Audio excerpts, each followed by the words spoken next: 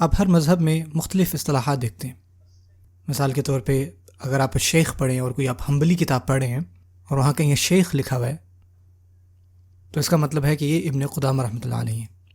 اور اگر آپ پڑھیں الشیخان حنبلی مذہب میں، حنفی مذہب میں دیکھیں دو شیخ کون ہیں؟ ابو یوسف ہے شعبان رحمۃ اللہ علیہ.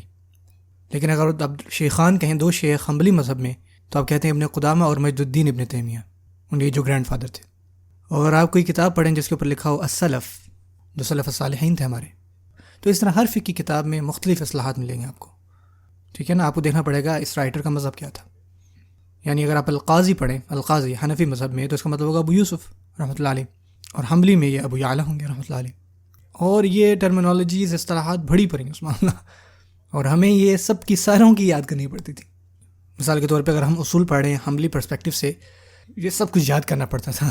جب میں شروع میں کتاب پڑھنا شروع کی، کوئی بھی مثال کے طور پر کتاب تھی المقدمہ، ان کے رائٹر تھے بکر ابن ابی زید رحمۃ اللہ علیہ، المدخل الی مذہب امام احمد. اور وہ جو ہے اس کے اندر المنقح جیسے الفاظ استعمال کر رہے ہیں، اور میں سوچ رہی ہوں المنقح کون ہے، یہ شارح کون ہے، یہاں تشریح کون کر رہا ہے، کون ہے ایکسپلین کرنے والا. تو آپ کو یہ کتاب دیکھنی پڑتی ہے اور سارا دیکھنا پڑتی ہے شارح کون ہے. اور پھر آپ کو لگتا ہے کہ اچھا یہ امام المرواوی تھے رحمۃ اللہ علیہ. اور یا آپ دیکھتے ہو الفتاوی یا رؤیا فی الفتاوی، یہ الفتاوی میں لکھی ہوئی ہے، تو آپ سوچتے ہو کہ کون سی فتاوی میں لکھی ہوئی ہے. آپ مسائل احمد جو صالح کی کتاب ہے فرام عبداللہ، وہاں سے اس کی بات کر رہے ہیں، یا پھر جو فتاوی ابن تیمیہ رحمۃ اللہ علیہ لکھی ان کی بات کر رہے ہیں آپ. تو اس میں سے الفتاوی میں کون کیا معنی ہے آپ کا؟ تو یہ ساری چیزیں تو آپ کو پتہ ہونا چاہیے کہ آپ کس کو پڑھ رہے ہو، آپ کیا پڑھ رہے ہو، تاکہ آپ کو سمجھ میں آئے. کہنا میں چاہتا ہوں کہ بغیر کسی استاذ کی ان کتابوں کو پڑھنا ناممکن ہے. بہت بہت مشکل ہے یہ ساری چیزیں سمجھنا کسی استاذ کے بغیر. اور آپ ہوتا ہے کہ ایک بڑی زبردست عربی مثال ہے، من کان کتابہ شیخہ فہو جاہل. جو کسی کتاب کو اپنی شیخ بنا لیتا ہے تو جاہل ہے. لیکن یہ ایبسلوٹ بات نہیں ہے.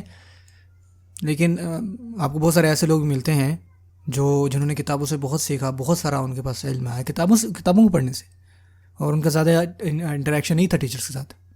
اور امام ذہبی رحمۃ اللہ علیہ کسی بھی اسٹیٹمنٹ کو کوٹ کرنے کے بعد، فار ایگزامپل ان کا کوٹ تھا تھامس دا فزیشین تھا اس کا، تو اکثر ان لوگوں کی مثالیں دیتے تھے جن لوگوں نے دنیا تباہ کر دی لیکن ٹیچر نہیں تھا ان کا.